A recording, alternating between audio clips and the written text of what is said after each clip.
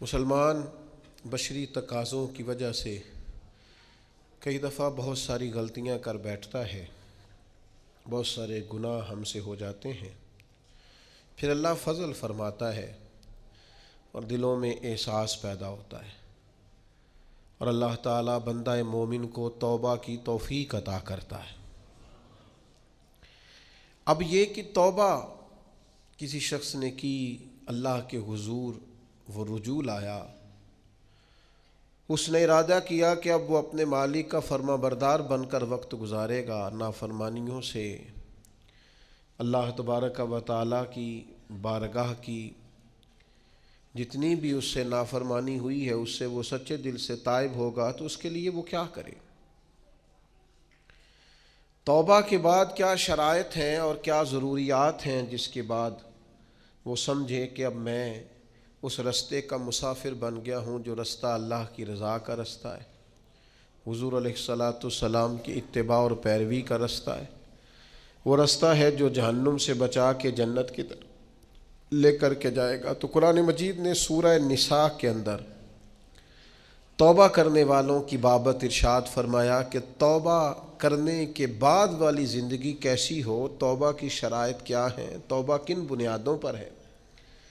کیا خالی توبہ توبہ پکار لینے سے، شب برات کی رات رو لینے سے، شب قدر کی رات آنسو بہا لینے سے اور اللہ کی بارگاہ میں 2 نفل ادا کر لینے سے توبہ مکمل ہو گئی؟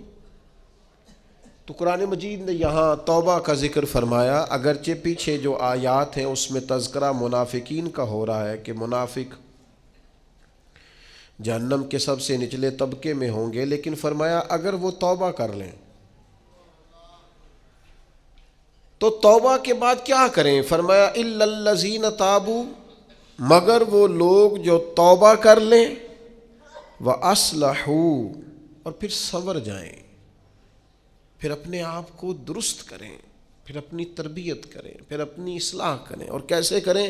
وَاعْتَصَمُوا بِاللَّهِ، اللہ کی رسی کو مضبوطی سے تھام لیں،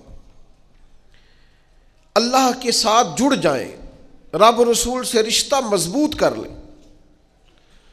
اور اس مضبوطی کا رنگ کیا ہوگا؟ فرمایا وَأَخْلَصُوا دِينَهُمْ لِلَّهِ، اپنا دین خالص اللہ کے لیے کر لیں، اس میں لوگوں کو دکھانے کا، اس میں دنیا داروں کو راضی کرنے کا، اس میں تصنع کا، بناوٹ کا کوئی شائبہ نہ ہو۔ وَأَخْلَصُوا، خالص کر لیں اپنا دین، کس کے لیے؟ للہ، اللہ کے لیے اپنا دین خالص کر لیں۔ یہ شرائط بتائی جا رہی ہیں، توبہ کے بعد کی زندگی بتائی جا رہی ہے۔ ایک توبہ کریں، پھر اپنی اصلاح کریں، اپنی تربیت کریں، اپنے اندر سے کمزوریاں دور کریں۔ وَاعْتَصَمُوا بِاللَّهِ،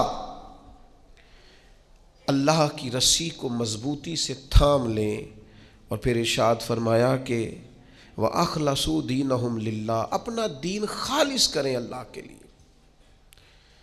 جو بھی کام کریں، تھوڑا کریں، زیادہ کریں، کم کریں، کثیر کریں، محض رضا الہی کے لیے کریں، اس میں یہ دنیا داری کا شائبہ نہ ہو۔ میں کیسے آپ کو عرض کروں کہ بہت سارے دینی کام بھی لوگ دنیا داری کے لیے کرتے ہیں، بہت ساری محفلیں، مجالس بھی اپنا نام اونچا کرنے کے لیے ہوتی ہیں، بہت سارے کاموں سے مقصود یہ ہوتا ہے کہ چلو اس طرح نہیں تو اس طرح ہی میرا قد اونچا ہو جائے گا۔ وَأَخْلَصُوا دِينَهُمْ لِلَّهِ، خالص ہو جاؤ، خالص ہو جاؤ۔ نبی کریم صلی اللہ تعالی علیہ وسلم نے فرمایا تو مخلص ہو جا، تیرا تھوڑا عمل ہی تجھے کفایت کر جائے گا، تھوڑا عمل ہی زیادہ ہو جائے گا، اللہ تعالیٰ فضل کر دے گا، پر شرط یہ ہے کہ تو مخلص ہو، خالص ہو جا۔ فرمایا جب یہ چیزیں تیرے اندر پیدا ہو جائیں گی فَأُولَٰئِکَ مَعَ الْمُؤْمِنِينَ، تو پھر اللہ تعالیٰ انہیں مومنوں کے ساتھ شامل فرما لے۔ میں کہہ چکا ہوں بات تو پیچھے منافقین کی ہو رہی ہے، لیکن یہاں صوفیاء نے باریک نقطہ بیان کیا۔ فرمایا جب تو توبہ کرے گا، جب تو اپنی اصلاح کرے گا، جب تو اللہ کی رسی مضبوطی سے تھام لے گا، جب تو اپنا دین اللہ کے لیے خالص کر لے گا، پھر اللہ تجھے اپنے کامل بندوں میں شامل فرما لے، پھر تو کاملین میں آ جائے گا۔ مومن جو کامل ہوتے ہیں ان کی صفوں میں اللہ تجھے کھڑا کرے گا۔ وَسَوْفَ يُؤْتِ اللَّهُ الْمُؤْمِنِينَ أَجْرًا عَظِيمًا، اور فرمایا ان قریب اللہ مومنوں کو بڑا ہی اجر عطا فرمانے والا ہے. یہ جن بندوں میں تمہیں شامل کیا جائے گا ان قریب تم دیکھو گے اللہ انہیں بڑا اجر عطا کرنے والا ہے. اور جو اگلی آیت ہے نا، دل میں ہو دھڑکن، دل مردہ نہ ہو، ضمیر زندہ ہو. تو یہ جو اگلی آیت ہے نا قرآن مجید کی سورہ نساء کی اور 5ویں پارے کی آخری آیت، یہ عجیب اللہ کے انداز کریمانہ کا پتہ دیتی ہے. یہ بڑے انوکھے انداز میں بندہ مومن سے خطاب کرتی ہے. یہ بڑے انوکھے انداز سے کافر کو منافق کو بھی سمجھاتی ہے. یہ کس طرح کھول کر ایک نیا رنگ قرآن مجید اپنے پڑھنے سننے سمجھنے والوں کے دلوں میں پیدا کرتا ہے. اللہ کریم نے ارشاد فرمایا ما یفعل اللہ بعذابکم، فرمایا اللہ تمہیں عذاب دے کے کیا کرے گا. اللہ تمہیں عذاب دے کے او ہو قربان جائیں. مالک چاہتا نہیں کہ اللہ تمہیں عذاب دے کے کیا کرے گا. ان شکرتم و آمنتم، اگر تم شکر ادا کرو اور ایمان لے آؤ، اگر تم شکر گزار بندے بن جاؤ، مومن بندے بن جاؤ، تو اللہ تمہیں عذاب دے کے کیا کرے گا. رب تمہیں عذاب دینا چاہتا نہیں ہے، وہ کرم کرنا چاہتا ہے، وہ عطائیں کرنا چاہتا ہے. دو ہی مطالبے، ایک یہ کہ اس کے شکر گزار بنو، اور ایک یہ کہ مومن کامل بنو. کامل ایمان ہو اور مزاج شکر والا ہو تو رب کہتا ہے او اللہ تمہیں عذاب دے کے کیا کرے گا. اس کی رضا نہیں ہے کہ تم چھلانگے لگاتے ہو، عذاب کی طرف بڑھتے ہو. پوچھ لے ویسے دائیں بائیں کسی سے، پوچھ لے ویسے اپنے آپ سے کہ دل شاکر ہے، اللہ کی رضا پہ راضی ہے. جہاں مالک نے رکھا ہوا ہے وہاں لوگ خوش ہیں. ہمارے مزاجوں سے تو حل میں مزید کی طلب ہی نہیں جاتی. یہ کوئی نہیں، وہ کوئی نہیں، یہاں پریشانی، وہاں دکھ، یہاں آزمائش، ہر وقت کے شکوے، ہر وقت کی پریشانیاں، ہر وقت کی آزمائشیں ہم نے اوڑھ رکھی ہیں. فرمایا اللہ تمہیں عذاب دے کے کیا کرے گا اگر تم شکر کرو، اگر تم ایمان لاؤ. اور مزے کی بات دیکھو، شکر اتنی بڑی نعمت ہے کہ ایمان کا ذکر بظاہر بعد میں کیا، شکر کا پہلے کیا ہے. اور یہاں علماء نے لکھا ہے کامل مومن بھی وہی ہوتا ہے جو رب کا شکر گزار ہوتا ہے، جس کے مزاج میں شکر کوئی نہیں نا، اس کو ایمان کی وہ خاص لذت بھی نصیب نہیں ہوتی. اور آگے پتہ کیا ارشاد فرما، وہ تمہیں عذاب دے کے کیا کرے گا اگر تم شکر کرو اور ایمان لے آؤ. وَقَانَ اللَّهُ شَاكِرًا عَلِيمًا، اللہ تو قدر کرنے والا ہے. اوئے ہوئے، اللہ تو قدردان ہے، اللہ تعالیٰ تو صلہ دینے والا ہے، اور علیمہ وہ جاننے والا ہے تمہارے دلوں میں کیا ہے. تم اگر شکر کر لو، تم اگر ایمان لے آؤ تو اللہ تمہیں عذاب دے کے. ہمارا پتہ مزاج کیا ہے، ہماری طبیعت سے ناشکری نہیں جاتی. ہمارے مزاجوں میں نہ ایک بات پیدا ہو گئی ہے کہ میں دکھی ہوں، فلانا مجھ سے بڑا اچھا ہے، اس نے نا ہمیں مضطرب کر دیا ہے، بے چین کر دیا ہے. دکھ ہے کیا، دکھ ہے کیا. درویش کہتے ہیں دکھ یہی ہے، تیری مرضی اور ہے، رب کی مرضی اور ہے. جب تیری اور رب کی مرضی ایک ہو جائے پھر دکھ ہوتا ہی کوئی نہیں، پھر سکھ ہی سکھ ہے. جہاں رب رکھے تو شکر گزار ہو جا تو سکھی ہے. دکھ یہ ہے کہ تو کہتا ہے جو اللہ نے کیا ہے شاید معاذ اللہ وہ ٹھیک یہ ہونا چاہیے تھا. تو یاد رکھنے کی بات ہے، سمجھ لیں اس کو. توبہ کے بعد جو اپنی زندگی ہے اس کو کس طرح گزارنا ہے اسے سمجھیں. آ گئی شب برات، ساری رات روئیں گے مسلمان، پھر کیا بدل جائیں گے؟ پھر سویرے جھوٹ ختم ہوگا معاشرے سے، لاکھوں جو اکٹھے ہو کے ایک جگہ پہ توبہ کریں گے تو کیا پھر ملاوٹیں ختم ہو جائیں گی، رشوتیں ختم ہو جائیں گی، بددیانتیاں ختم ہو جائیں گی، ماں باپ کی نافرمانیاں ختم ہو جائیں گی؟ کیا معنی ہے رونے کا؟ توبہ کا معنی کیا ہے؟ او بھائی مزاج کو سمجھیں، دین کی حقیقت کو سمجھیں. توبہ جب آپ کریں گے تو اس کے لیے ضروریات کیا ہیں؟ سب سے پہلی بات تو یہ ہے کہ توبہ کرنے کے لیے ندامت کی ضرورت ہوتی ہے. نبی اکرم صلی اللہ تعالیٰ علیہ وسلم نے ارشاد فرمایا، یہ احمد بن حنبل میں بھی حدیث ہے، مسند امام احمد بن حنبل میں، ابن ماجہ میں، دیگر کتب حدیث میں بھی محبوب نے فرمایا، ندامت کا نام توبہ ہے، شرمندگی کا نام توبہ ہے، غلطی کر کے احساس ہو جانے کا نام، اور جن لوگوں میں احساس نہیں ان کی کوئی توبہ نہیں۔ مجھے یاد تو نہیں جی کبھی کسی کا دل دکھایا ہو، مجھے یاد تو نہیں کبھی کسی کا برا چاہا ہو، مجھے یاد تو نہیں کبھی کسی کا نقصان کیا ہو، پر میں اللہ کی بارگاہ میں توبہ کرتا ہوں۔ بھئی آپ پاک صاف اتنے ہیں تو توبہ کس بات کی؟ آپ میں جب ندامت ہی نہیں پیدا ہو رہی، آپ گناہ کو گناہ ہی تسلیم نہیں کر رہے، اپنی غلطی نہیں مان رہے، تو توبہ کاہے کی؟ تو توبہ کرنے سے پہلے احساس پیدا کرنا، ندامت پیدا کرنا، شرمندگی دل میں پیدا ہونا، یہ تو پہلی سیڑھی ہے۔ اور اگر یہ سیڑھی حاصل نہیں ہے تو پھر توبہ انسان کو میسر آ سکتی؟ حضرت عمر فاروق رضی اللہ تعالیٰ عنہ ارشاد فرمایا کرتے تھے، جو لوگ زیادہ کثرت سے توبہ کرنے والے ہیں، استغفار کرنے والے، ان کے پاس بیٹھا کرو، ان کے دل نرم ہوتے، ان کی صحبت اختیار کیا کرو، مزاج کے نرم ہوتے۔ کیوں؟ کہ ان کے اندر احساس ہوتا ہے ہم سے غلطی ہو گئی، انہیں خیال آتا ہے۔ آج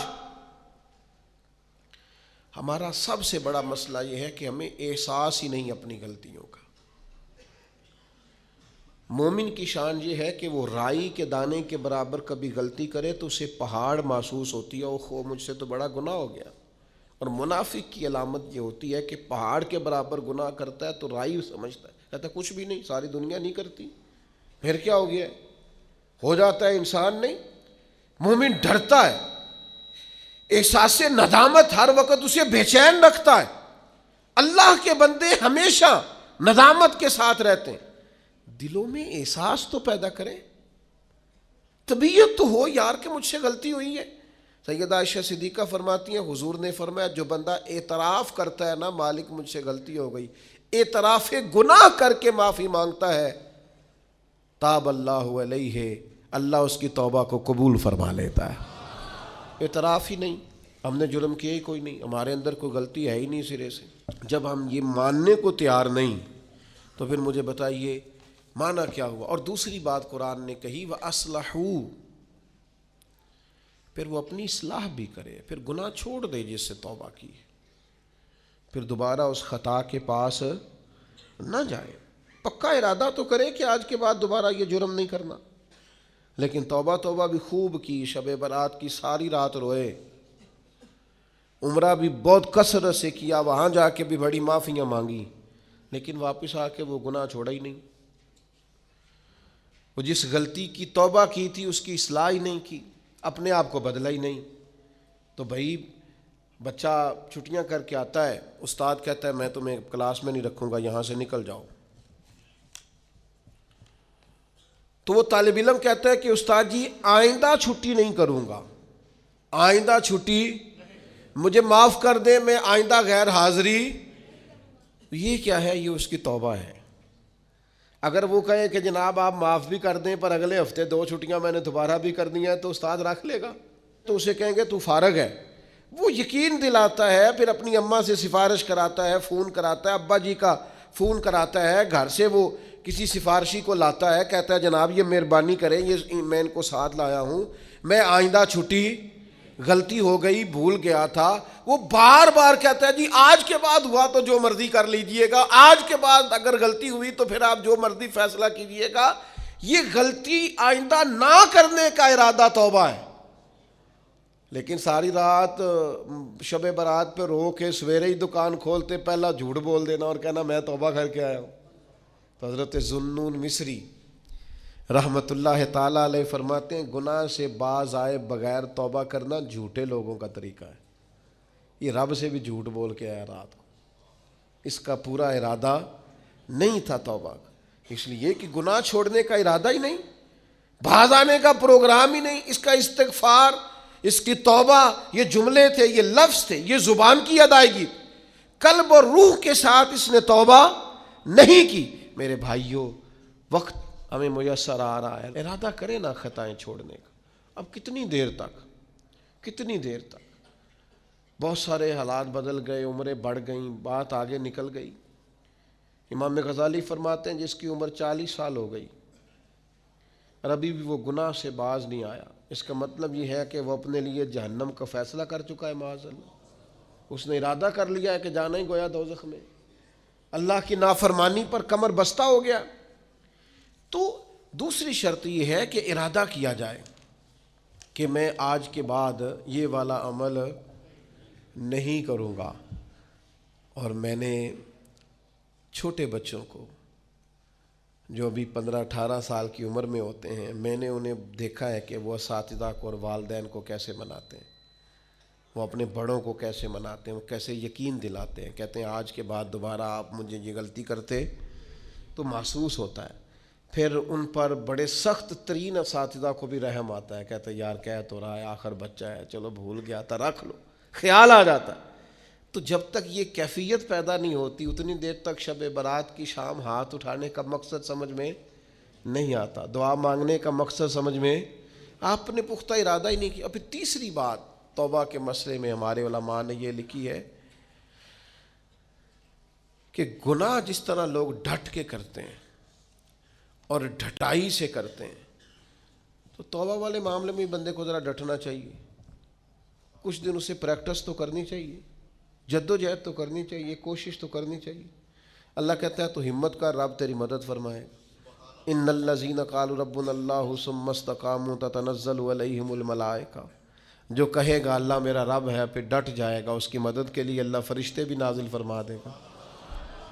استقامت کا تھوڑا مزاج ہو، تھوڑی طبیعت ہو کہ ہم نے استقامت اختیار کرنی ہے، ڈٹنا ہے تھوڑا توبہ کے بعد، تھوڑا ارادہ کرنا ہے کہ یار نہیں اب میں نے اس طرف نہیں جانا، اب میرا ارادہ بدل گیا، اب میں نے یہ کام۔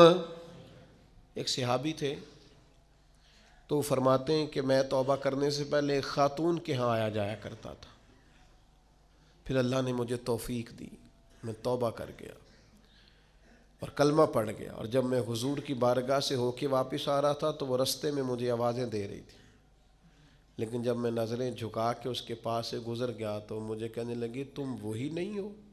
تو میں نے کہا نہیں، اب تو میں توبہ کر کے آیا، اب تو میں اللہ کا بندہ بن کے آیا۔ حضرت حبیب اجمی رحمۃ اللہ تعالی علیہ، اللہ نے مجھے توفیق دی، میں ان کے مزار پہ بھی حاضر ہوا، بغداد معلیٰ میں ان کا مزار ہے، اور میں ان کے نا قبر کی پیروں کی جانب کھڑے ہو کے نا تو ان کے کچھ اقوال ان کو سنا رہا تھا، ان کے کچھ اقوال ان کو سنا رہا تھا۔ حضرت حبیب اجمی رحمۃ اللہ علیہ سود کا کام کرتے تھے، دعا کریں اللہ ہم سب کو محفوظ کرے، آمین تو کہیں، اللہ ہم سب کو۔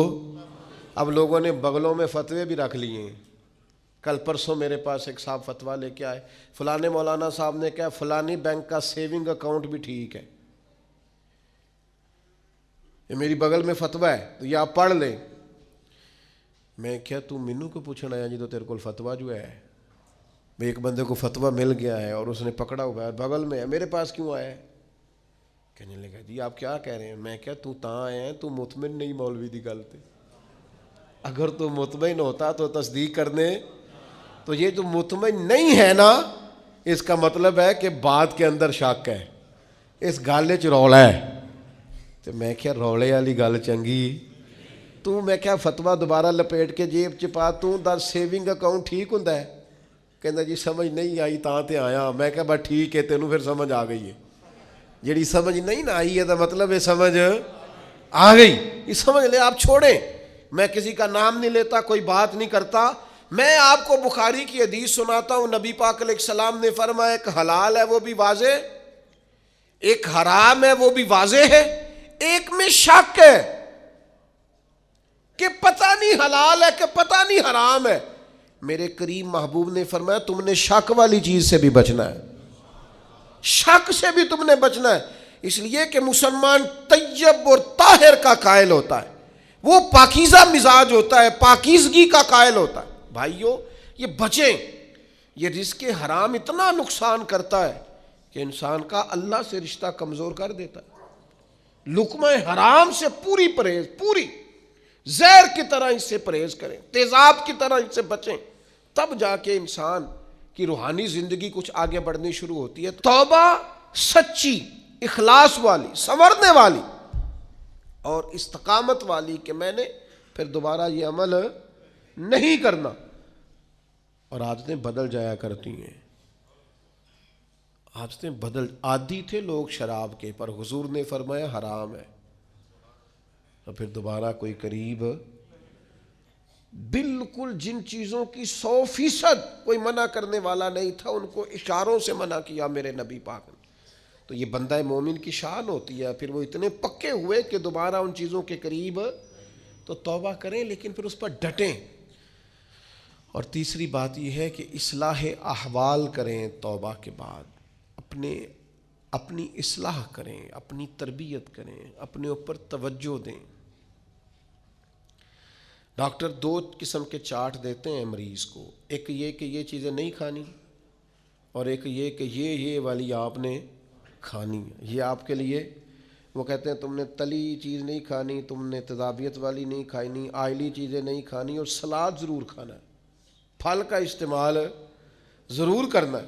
یہ کیوں بتاتے ہیں کہ اگر آپ کو ساری چیزیں چھوڑ دیں گے تو پھر جسم کے اندر طاقت موجود نہیں رہے گی. کچھ آپ کو وہ چھوڑنی ہے جو نقصان دیتی، لیکن وہ کھانی ہے جو جسم کو طاقت ور کر. اصلاح احوال کا معنی یہ کہ یہ گناہ چھوڑ دیں اور اس کے ساتھ یہ والی نیکیاں کریں. سویرے اٹھ کے نفل پڑھیں، دن میں قرآن مجید پڑھیں، استغفار پڑھیں، درود پاک پڑھیں، غریب کی مدد کریں، ماں باپ کی خدمت کریں، جو آپ کے ذمے حقوق العباد ہیں ان کو صحیح کر کے ادا کریں. اپنی زندگی کے اندر بہتر تبدیلیاں لائیں، اپنے آپ کو بدلیں. اور نوجوانوں سے کہوں گا سونا ذرا کم کریں، آرام پسندی اور وجود کی آرام طلبی سے باہر نہیں، آپ ضائع ہو جائیں گے. تھوڑی مشقت کریں، تھوڑا کم سونے کا مزاج بنائیں، کم کھانے کا مزاج بنائیں، کم بولنے کا مزاج بنائیں. اصلاح احوال کے لیے ضروری ہے کہ ہم تھوڑی سی لذات کو ایک ایک کر کے کم کرنا شروع کریں تاکہ ہماری روحانی زندگی مضبوط ہونے لگے. پھر میرے بھائیوں، توبہ کے لیے ایک بڑا لازمی اور بڑا اہم اور بڑا بنیادی نقطہ یہ ہے کہ کچھ کام ایسے ہوتے ہیں جو اس نقطے کے بغیر ہو ہی نہیں سکتے. وہ نقطہ کیا ہے؟ وَاعْتَصِمُوا بِاللَّهِ، اللہ کے ساتھ تعلق کو مضبوط کریں، اللہ کے ساتھ تعلق کو. حضرت رابعہ بصریہ فرماتی تھی میرے دل میں خیال، مجھے پتہ چل جاتا ہے کہ میرا رب مجھ سے راضی ہے کہ ناراض. نے کہا آپ کو کیسے پتہ چلتا ہے؟ فرمایا جب سویرے مجھے توفیق دیتا ہے نا اٹھ کے مصلی بچھا لے تو میں سمجھ جاتی ہوں آج بڑا راضی ہے. اور جب میں جاگ بھی رہی ہوں اور پھر بھی میری نماز رہ جائے تو لگتا ہے کہ وہ ناراض ہو گیا ہے. بے توفیقی سے بڑی انسان کے لیے محرومی کوئی نہیں ہوتی. اللہ تعالیٰ جب کسی سے ناراض ہوتا ہے تو بعضوں کا سرمایہ نہیں چھینتا، سجدوں کی لذت لے جاتا ہے. لوگوں کے پاس ہر چیز ہوتی ہے لیکن بندگی کا موقع نہیں ہوتا. وَاعْتَصِمُوا بِاللَّهِ، سب کے لیے ٹائم ہو، اور اگر بندے کے پاس سجدہ کرنے کو ٹائم ہی نہ ہو، دیر تک دعا مانگنے کو ٹائم ہی نہ ہو. ایک دن بیمار نہیں ہوئی حضرت رابعہ بصریہ تو کہنے لگی مالک تو ناراض تو نہیں ہو گیا؟ تو مجھے بیمار کرتا ہے تو میں تجھے یاد بڑا کرتی ہوں، میرا نفس کمزور پڑ جاتا ہے، گناہ کی طرف نہیں جاتا، میں ذرا بیمار رہتی ہوں تو ٹھیک رہتی ہوں، مہربانی کر تو میرے اوپر وہ سارا بوجھ ڈال جس سے میرا نفس کمزور رہے اور تیری بات. وَاعْتَصِمُوا بِاللَّهِ، لمبی لمبی دعائیں مانگا کریں، دیر تک اپنے رب کے حضور حاضر رہا کریں. بندوں کو 10-15 منٹ بات سنائے تو وہ اکتانے لگ جاتے ہیں. وہ کہتے ہیں میں نے سن لیا ہے جو آپ نے کہا، مجھے سمجھ آ گئی، آپ بس کریں. آپ وہ کریم ہے، وہ کہتا ہے نہ تمہارے رب کو اونگ آتی ہے نہ نیند آتی. جس وقت بھی دعا مانگو وہ قبول کرتا ہے. اپنا تعلق اللہ رسول کے ساتھ مضبوط کریں. میں اپنے دوستوں سے اکثر کہتا ہوں ہر چیز کمزور ہو جائے تمہارا مصلی نہیں کمزور ہونا چاہیے. یہ شعبان، یہ رمضان، یہ مصلی بچھانے کے مہینے، مصلی، مجھے اہل عرب کی یہ عادت بڑی اچھی لگتی ہے کہ ان کی گاڑیوں میں بھی قرآن مجید موجود ہوتا ہے اور مصلی موجود ہوتا ہے۔ ہر جگہ نماز کا اہتمام، قرآن کا اہتمام، اس کو اپنی زندگی میں لاگو کریں۔ میری آپ سے اپیل رہے گی کہ خدا را اب ہم بس کریں، بڑی ہو گئی دنیا داری، اور یہ جو ہم نے چاروں جانب جال بچھایا ہوا ہے نا، اس کو بھی راضی رکھا ہوا ہے، اس کو بھی راضی رکھا ہوا ہے، اس سے بھی تعلق بنا ہوا ہے، یہ بڑا کمزور جال ہے، ایک منٹ میں ٹوٹ جائے گا۔ لوگ کوئی نہیں لمبا چلتے کسی کے ساتھ، آرزویں بدل جاتی ہیں، تعلقات بدل جاتے ہیں، کچھ بھی نہیں ہوتا، کوئی نہیں لمبا چلتے۔ میں ایک جگہ بیان کرنے کے لیے گیا تو میں رو پڑا۔